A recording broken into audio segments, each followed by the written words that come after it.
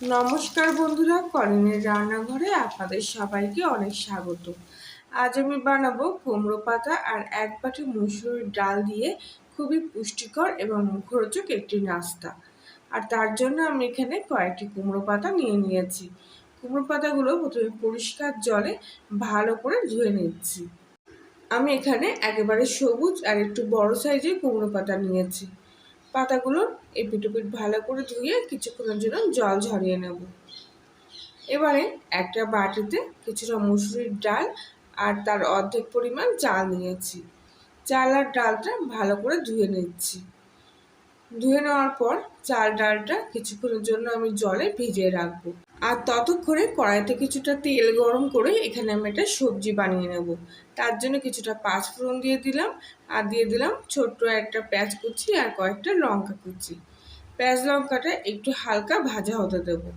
এরপর এখানে আমি দুটো মাঝারি সাইজের আলু সিদ্ধ করে গ্রেট করে রেখেছিলাম আর তার মধ্যে একটুখানি লবণ, একটুখানি জিরের গুঁড়ো আর দিয়ে দিচ্ছি অল্প একটু লঙ্কার গুঁড়ো, পরিমাণ মতো লবণ আর চিনি দিয়ে নিচ্ছি।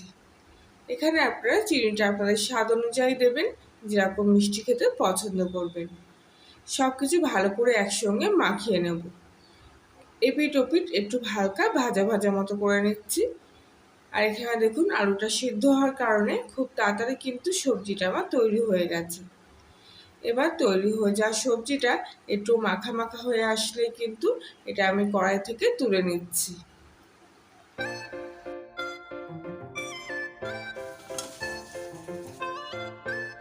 আর ততক্ষণে দেখুন এখানে ভিজিয়ে রাখা চাল ডালটাও কিন্তু একটু গা ছেড়ে দিয়েছে। এবারে আমি একটা মিক্সির বোলের মধ্যে কিন্তু এই চাল ডালটা একটু গ্রেট করে নেব। আর তার জন্য সামান্য একটু জল দিলাম। আর দেখুন এরকম একটা চাল ডালের পেস্ট তৈরি হয়েছে। এক্ষেত্রে ব্যাটারের ঘনত্বটা ঠিক এরকম রাখলেই কিন্তু ভালো হবে। দেখলেই বুঝতে পারছেন কতটা ঘনত্ব হয়েছে। এবার এর মধ্যে অল্প একটু লবণ আর সামান্য একটু হলুদ দিয়ে দিলাম টেস্ট আর কালারের জন্য। সব কিছু ভালো করে একসঙ্গে কিছুক্ষণ ধরে ফাটিয়ে নেব।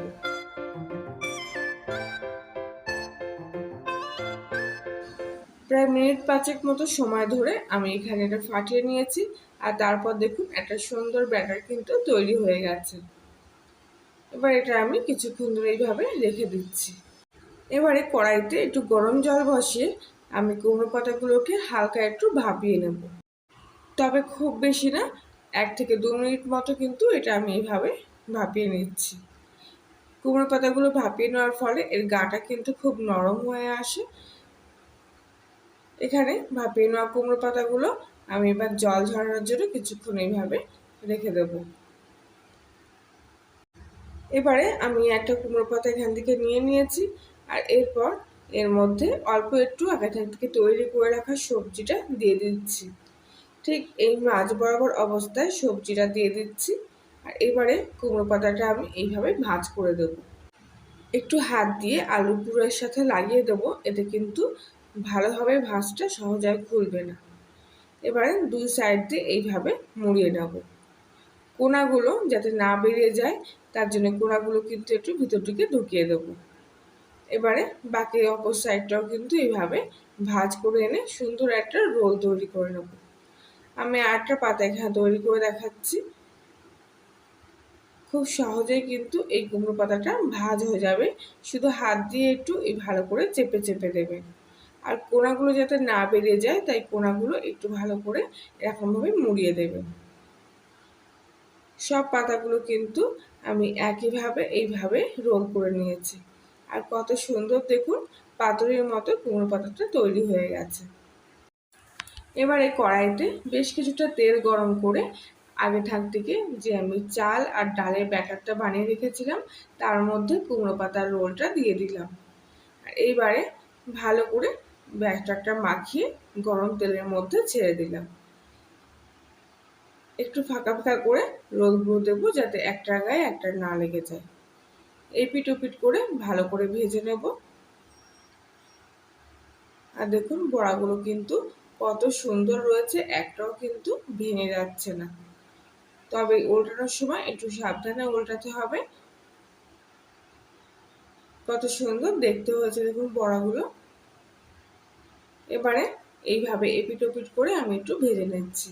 একটু হালকা লালচে হয়ে আসলে এক একটা কুমড়ো ফুলের রোল কিংবা বড়া আমি তেল থেকে তুলে নিচ্ছি। বাকি বড়াগুলো আমি একইভাবে ভেজে নিচ্ছি। খুবই খাস্তা এবং মুচমুচে হয়েছে বড়াগুলো, দেখলে কিন্তু বুঝতে পারছেন।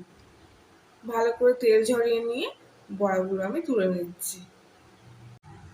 কুমড়ো পাতা আর সামান্য মুসুর ডাল দিয়ে এত পুষ্টিকর সুস্বাদু নাস্তা কিন্তু একবার খেলে সবারই মুখে লেগে থাকবে। তাহলে বন্ধুরা, আজকের রেসিপিটি ভালো লেগে থাকলে লাইক, শেয়ার, কমেন্ট করবেন আর নতুন হলে সাবস্ক্রাইব করে পাশে থাকার জন্য অনুরোধ রইল। আজকের মতো এখানে, আবার দেখার জন্য একদিন নতুন কোনো রেসিপির সাথে। আর ততক্ষণ সবাই ভালো থাকবেন।